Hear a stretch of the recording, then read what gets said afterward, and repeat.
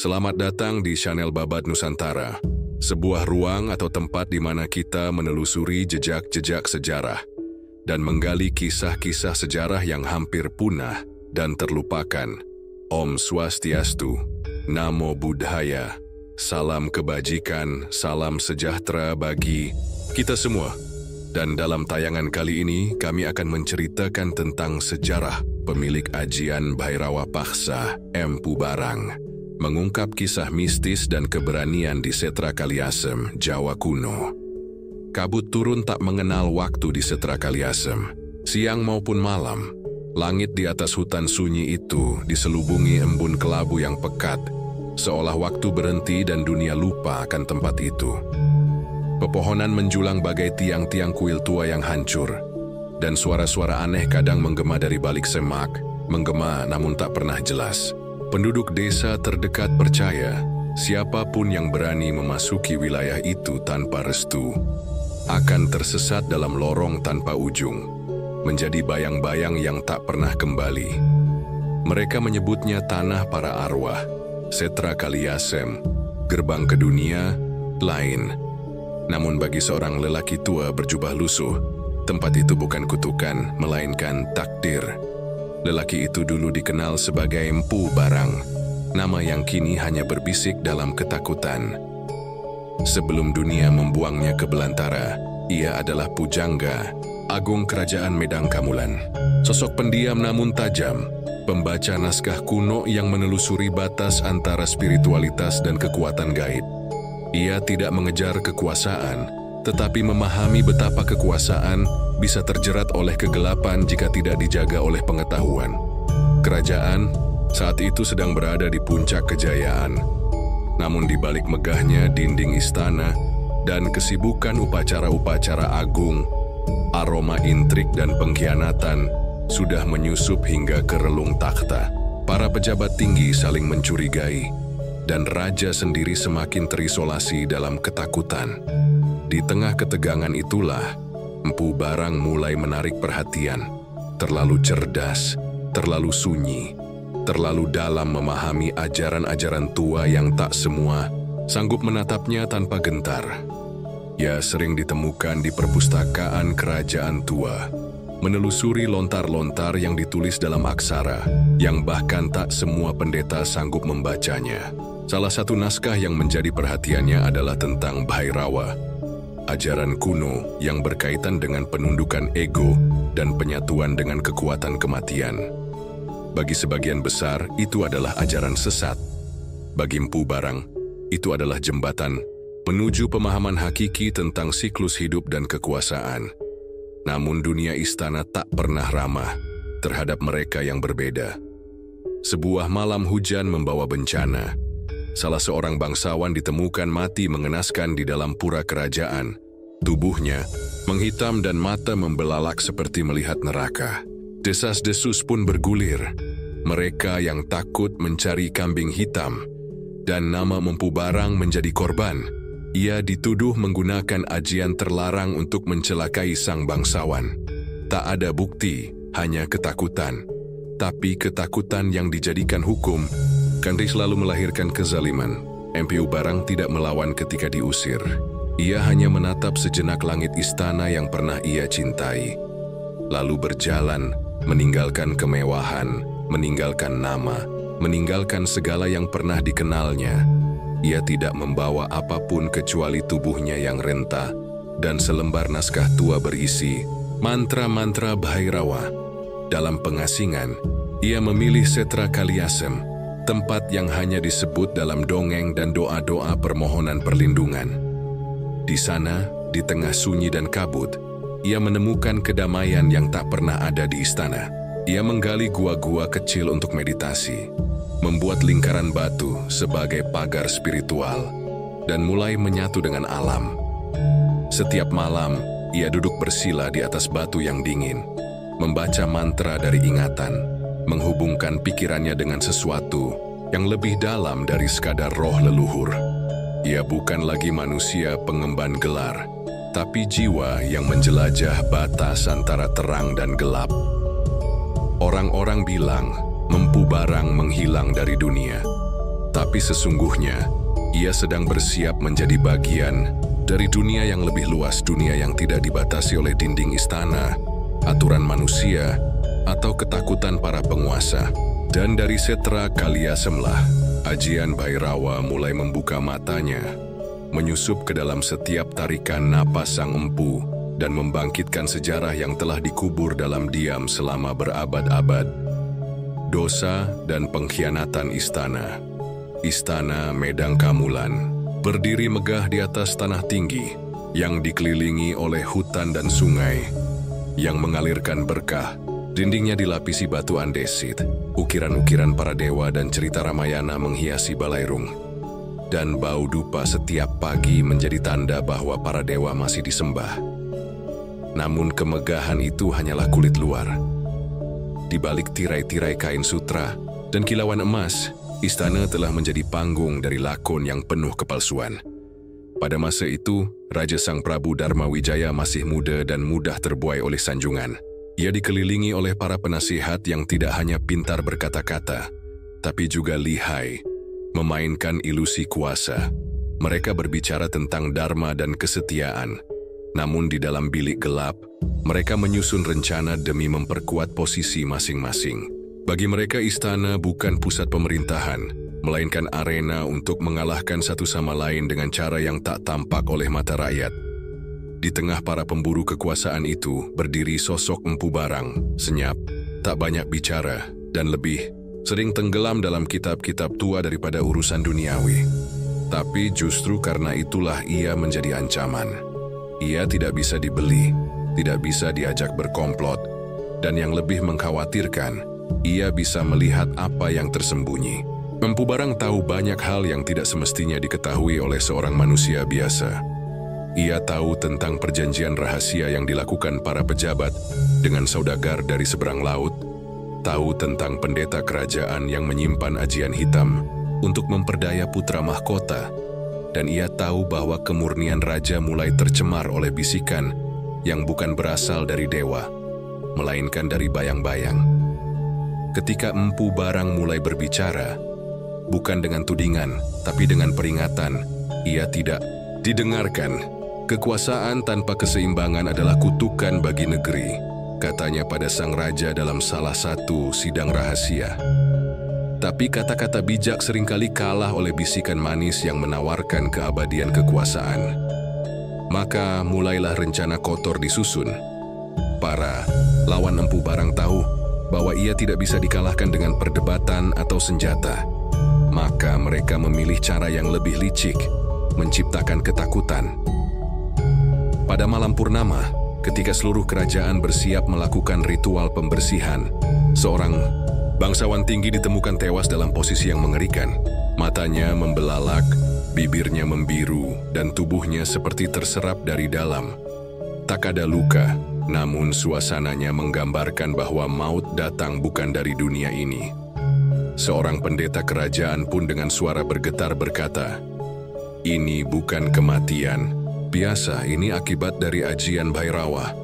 Nama itu sontak menjadi badai, Bhairawa. Sebuah ajian yang hanya dikenal dalam teks-teks terlarang.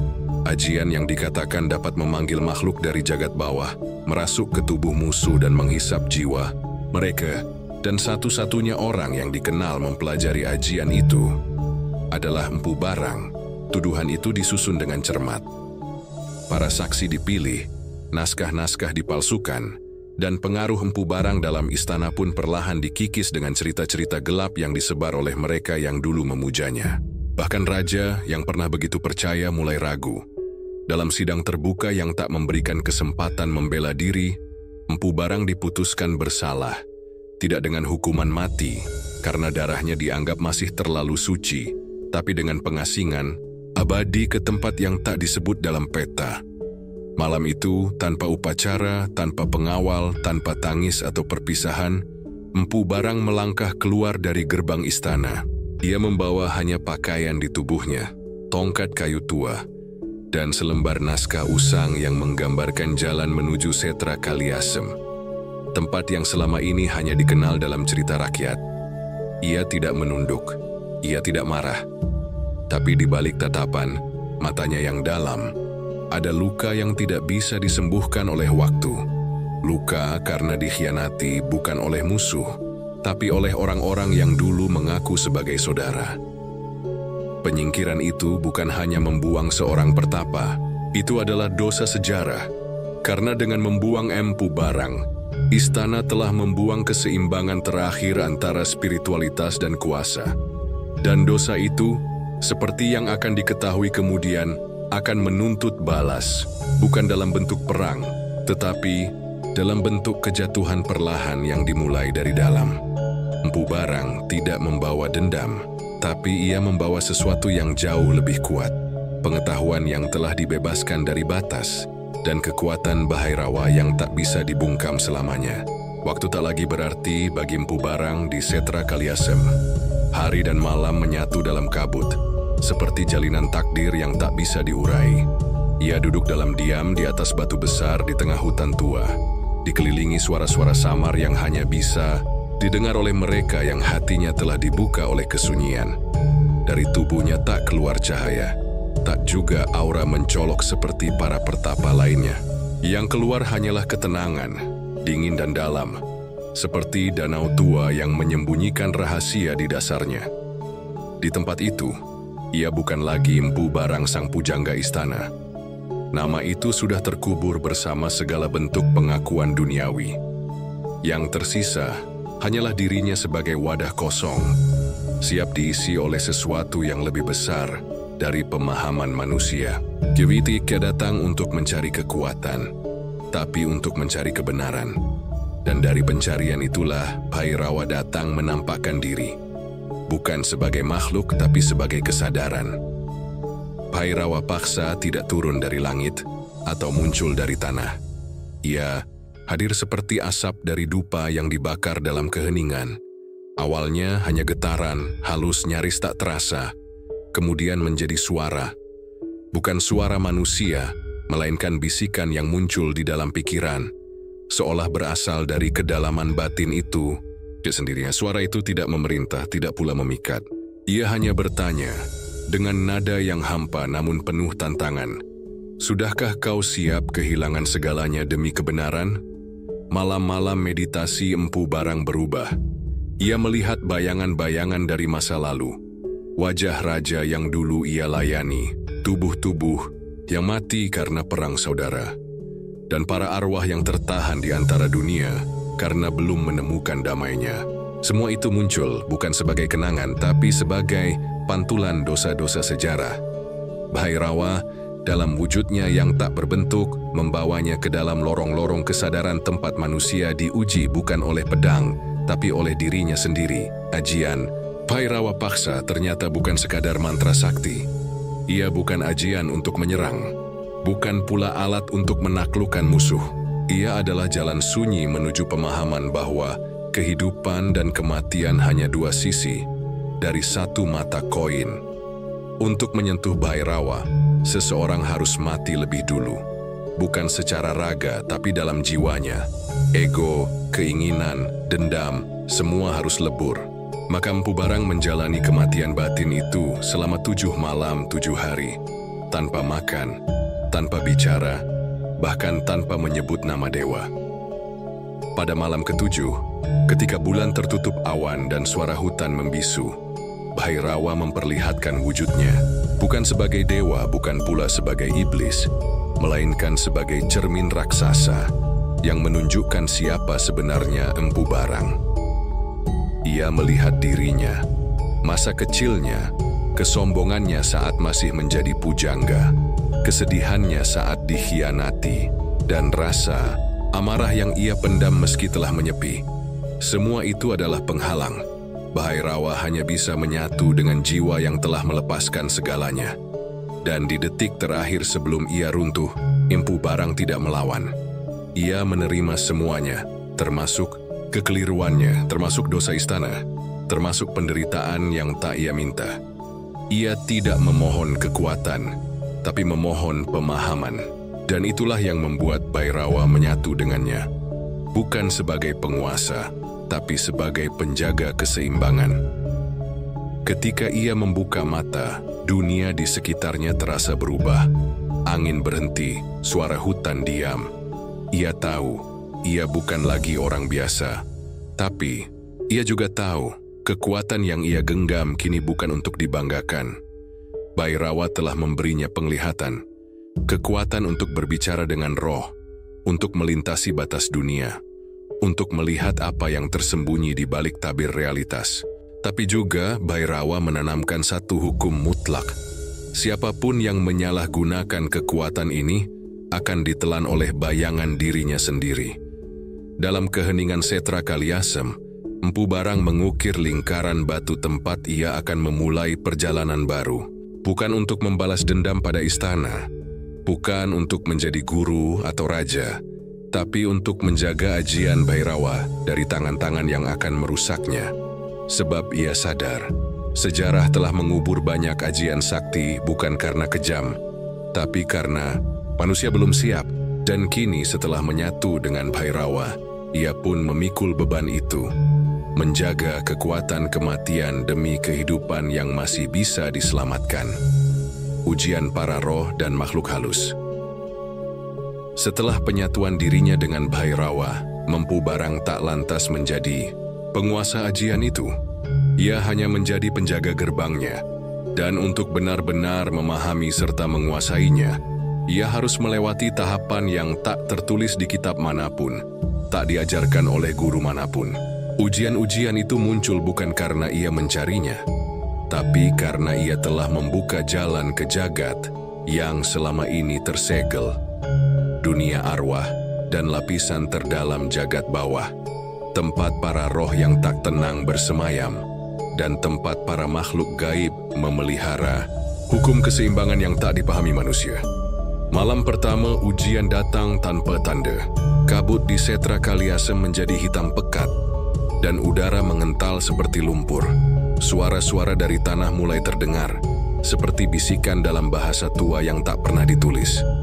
Dari dalam tanah muncul satu persatu sosok tanpa bayangan, raja-raja yang mati dibunuh dalam perebutan takhta. Jiwa-jiwa mulia yang dikhianati oleh darah daging sendiri. Wajah mereka tidak membawa dendam, tetapi luka yang dalam menganga karena sejarah telah menghapus nama dan kehormatan mereka. Sebutkan nama kami, wahai pewaris Bhairawa, suara mereka menggema dari segala arah. Jika kau tak tahu asal luka kami, bagaimana kau bisa membawa kekuatan yang berasal dari penderitaan? Empu Barang diam, tapi tidak membisu. Ia membuka batinnya, membiarkan semua kenangan sejarah mengalir. Yang menyebut satu demi satu nama yang pernah ia baca dalam kitab kuno, dalam prasasti yang nyaris tak terbaca, dan dari bisikan mimpi yang datang selama pertapaannya. Ia mengenang bukan hanya nama, tapi luka mereka. Ia menangisi mereka, bukan karena takut, tapi karena empati. Maka ujian itu pun berlalu. Para roh kembali ke tanah dengan damai. Wajah mereka terakhir kali terlihat tersenyum tipis, sebuah restu dari masa lalu. Namun ujian berikutnya lebih berat. Ketika ia berjalan ke arah sungai kecil di batas hutan, tanah retak membuka celah, dan dari dalamnya melompat sosok besar berkepala 3, bermata api, bertaring panjang dan tubuh bersisik. Inilah penjaga gerbang dunia bawah, Siluman Kalatapa. Makhluk ini tidak bisa dikalahkan dengan ajian atau kekuatan fisik. Ia adalah penjaga hukum makhluk yang diciptakan untuk menguji niat. Untuk apa kau membawa ajian kematian ke dunia manusia? Tanya Kalatapa sambil menurunkan cakar runcing ke tanah, menciptakan goresan yang mengelilingi Empu Barang. Alih-alih melawan, Empu Barang duduk bersila dalam lingkaran itu. Ia tak bicara soal pembalasan, tak menjanjikan keadilan, dan tak membanggakan ilmu. Ia hanya berkata Bhairawa bukan untuk membunuh, tapi untuk mengingatkan manusia pada batasnya sebelum dunia kembali diselimuti kegelapan. Kalatapa diam, kemudian mengangkat salah satu tangannya dan menghunus cakarnya ke dada Empu Barang, tapi darah tak mengalir. Sebaliknya cahaya hitam keluar dari tubuhnya, lalu menghilang. Kau telah menyucikan satu lapisan dari ajian ini, ucap Kalatapa. Tapi ingat, kegelapan sejati bukan berada di dunia bawah, tapi di dalam hati manusia. Ujian terakhir datang dalam bentuk yang paling licik, godaan. Malam itu langit terang, tidak ada kabut. Suara burung terdengar kembali, dan aroma bunga memenuhi udara. Seorang perempuan berpakaian cahaya emas berjalan mendekat, wajahnya mirip Sang Dewi. Ia menyebut dirinya sebagai utusan Batara Guru. Suaranya lembut, mengandung kedamaian. Ia menawarkan tempat suci di Kahyangan, agar Mpu Barang tidak perlu memikul beban Bhairawa sendirian. Ia bicara tentang kedamaian abadi, tentang pahala, tentang kekosongan yang bebas dari penderitaan. Namun mata Mpu Barang yang telah menyatu dengan Bhairawa bisa melihat bayangan tipis di balik kilau cahaya itu. Dalam detik tertentu, ia melihat wajah perempuan itu berubah menjadi siluet jin tua, bermata kuning dan lidah menjulur panjang. Jin itu menyamar, berharap bisa mengambil alih ajian Bhairawa lewat rayuan tertinggi, penyangkalan terhadap tanggung jawab. Kau ingin aku naik ke Kahyangan padahal ajian ini lahir dari bumi, kata Mpu Barang dengan senyum tipis. Jika aku pergi, siapa yang akan menjaga manusia dari dirinya sendiri?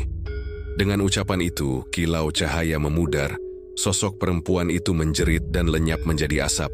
Jin itu kalah bukan karena kekuatan, tapi karena kejelasan hati. Mpu Barang lulus dari ujian terakhir, ujian untuk tidak meninggalkan jalan Dharma hanya demi keselamatan pribadi.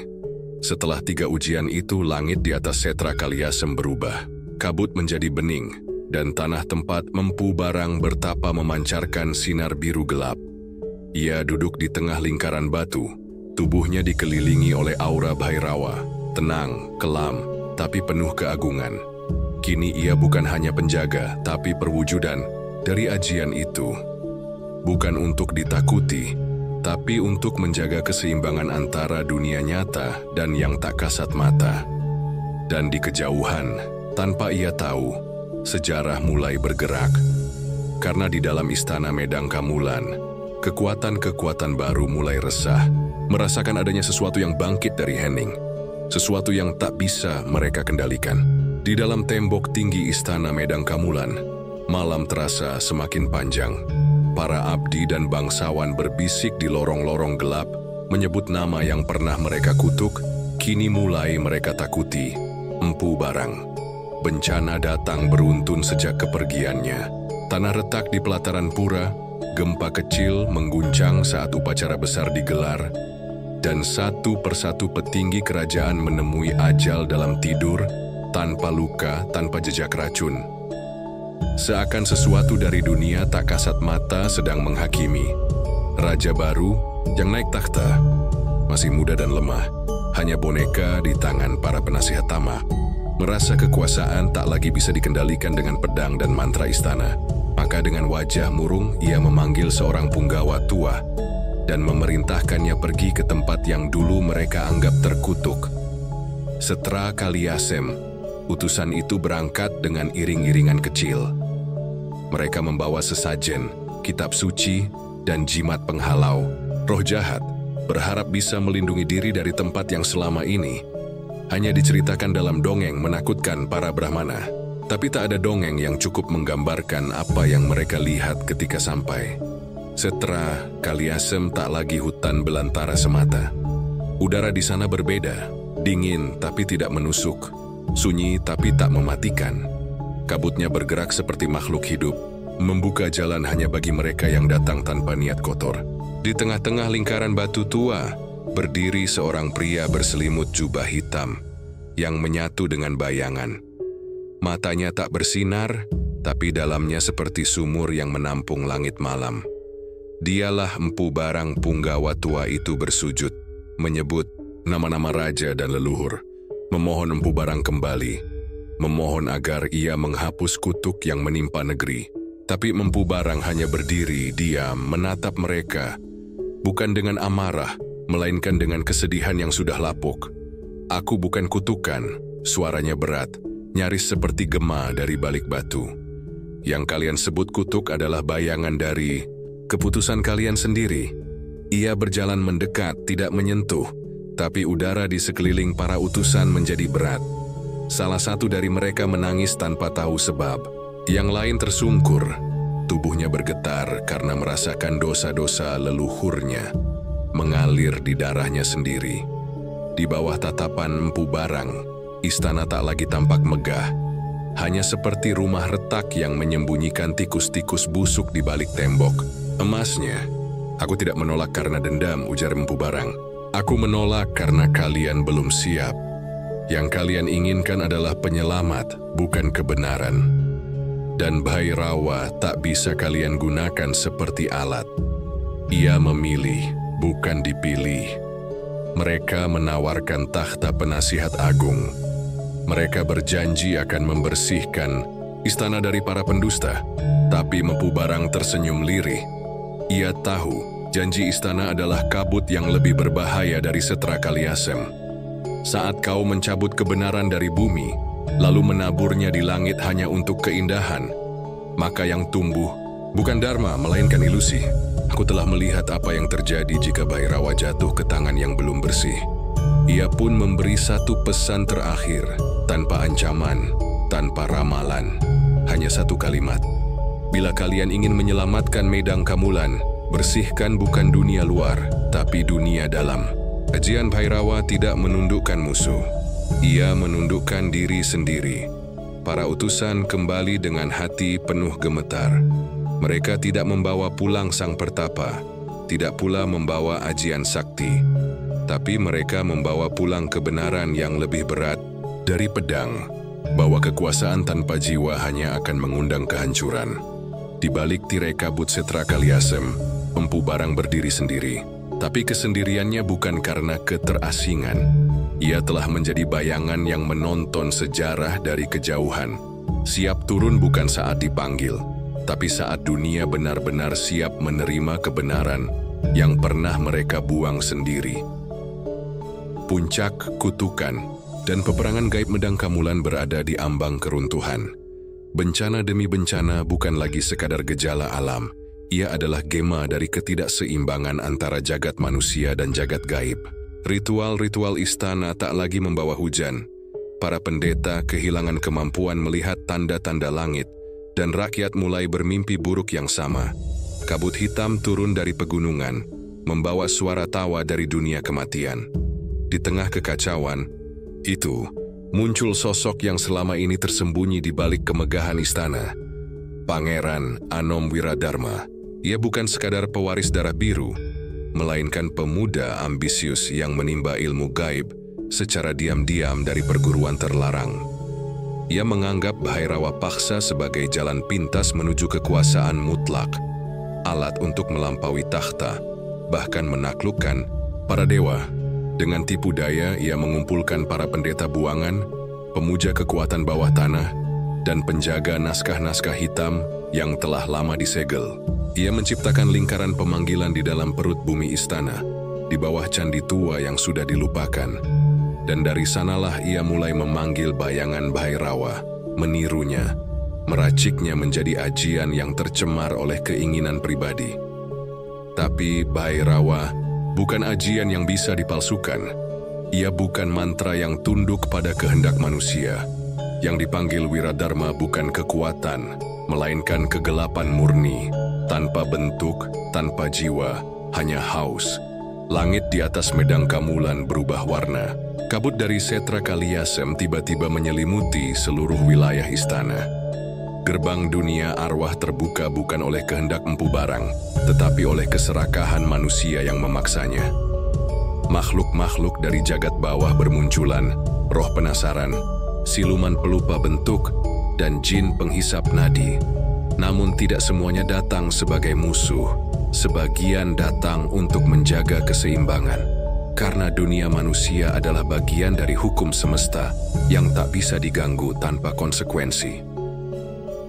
Dalam pusaran kekacauan itu, Empu Barang muncul bukan dari bayangan, tapi dari cahaya gelap yang tenang.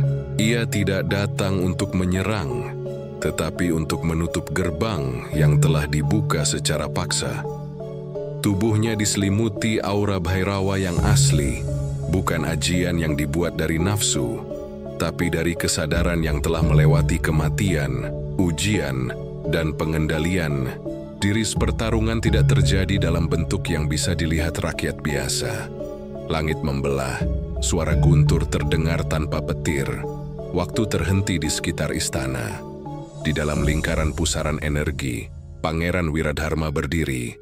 Tubuhnya telah berubah, setengah manusia, setengah bayangan yang mengalir seperti asap.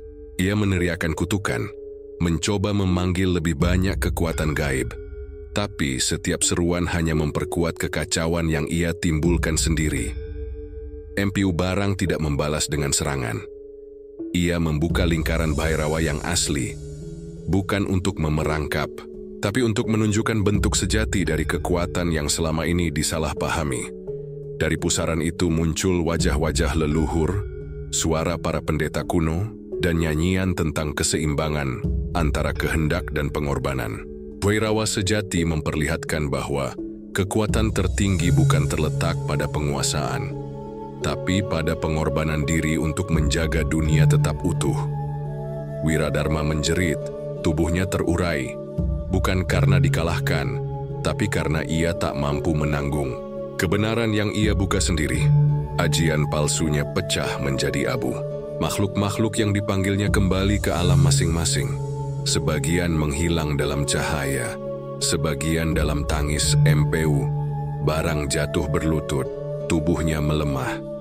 Menutup gerbang berarti menyerahkan sebagian jiwanya, tapi ia melakukannya tanpa ragu. Dalam kesenyapan akhir, ia berbisik, semoga ini cukup untuk menahan dunia dari runtuhnya batas. Langit kembali cerah, kabut perlahan mundur kembali ke Setra Kaliasem. Tapi istana Medang Kamulan tidak lagi sama. Mereka yang selamat hanya bisa terdiam karena mereka telah melihat bahwa kutukan terbesar bukan berasal dari luar, tetapi dari dalam hati manusia sendiri. Dan di batas dunia, di tepi kesadaran antara hidup dan mati, Empu Barang duduk dalam keheningan, menjaga gerbang yang tak boleh lagi dibuka. Sampai dunia benar-benar siap menerima ajian yang bukan milik siapapun, Bhairawa dan kebenaran yang terlupakan. Setelah badai gaib itu mereda, dan bumi Medang Kamulan kembali bernapas dalam keheningan yang asing, hanya sedikit yang menyadari bahwa mereka tengah berdiri di atas batas antara kehancuran dan pencerahan. Rakyat menyangka bahwa kutukan telah sirna, bersama lenyapnya Pangeran Wiradharma dan makhluk-makhluk jagat bawah. Namun bagi Empu Barang, yang tersisa bukan kemenangan, melainkan peringatan yang lebih dalam dari sekadar kisah hitam putih antara baik dan jahat. Ia kembali ke Setra Kaliasem, bukan sebagai pengasing, melainkan sebagai penjaga satu kebenaran yang selama ini dikubur oleh sejarah. Di tempat itu, di antara kabut yang tak pernah reda, Empu Barang membuka kembali naskah-naskah tua yang telah dibakar para pendeta istana, menyusun kembali ajaran-ajaran Bhairawa, bukan dalam bentuk kekuatan, tetapi dalam bentuk pemahaman tentang batas kematian dan keabadian ajian Bhairawa. Sebagaimana ia pelajari sepenuhnya kini, bukan untuk menundukkan, bukan untuk melawan.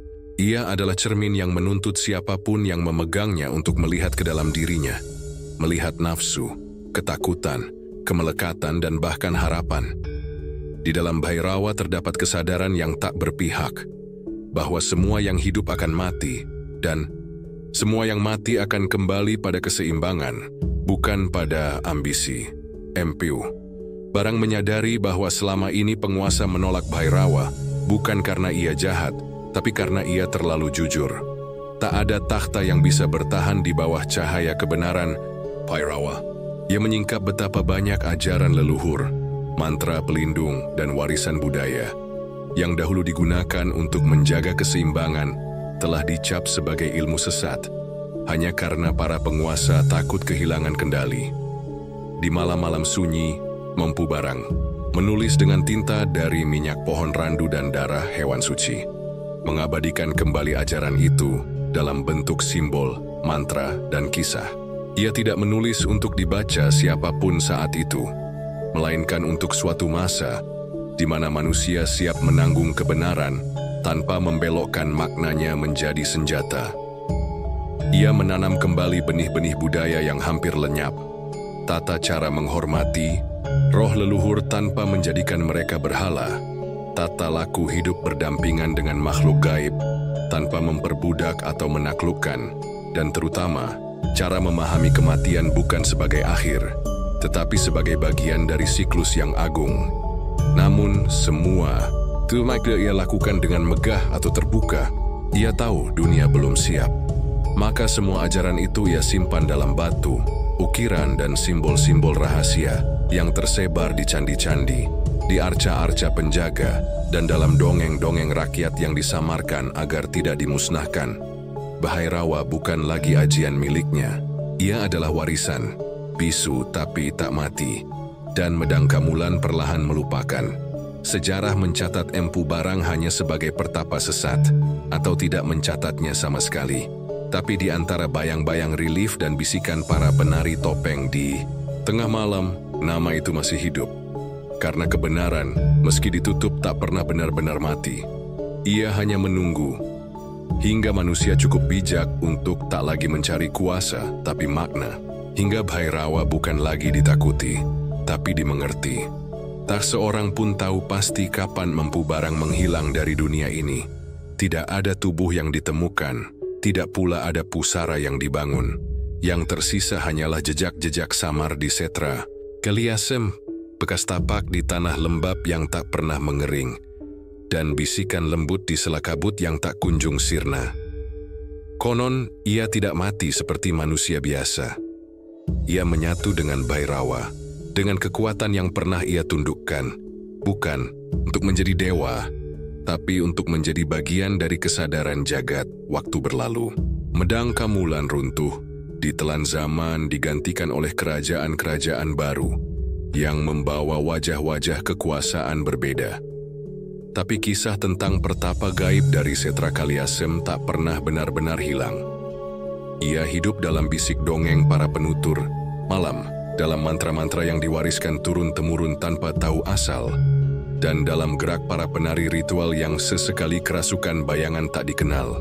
Legenda tentang ajian Bhairawa berkelana melewati waktu, diucapkan dalam rasa gentar dan hormat yang seimbang. Namun warisan sejati Empu Barang bukan ajian, bukan pula kesaktiannya. Warisannya adalah pemahaman bahwa kekuatan sejati tak datang dari dominasi, tetapi dari kesadaran akan batas dan keberanian menatap ketakutan terdalam tanpa menjadi budaknya. Ia mengajarkan bahwa di balik segala bentuk gelap selalu ada celah kecil menuju terang. Jika manusia cukup berani untuk melangkah ke dalamnya tanpa amarah, tanpa rakus. Di balik kabut Setra Kaliasem tak hanya arwah yang diam. Ada semacam penjaga tak bernama yang tak memihak, tak memaksa, hanya menunggu.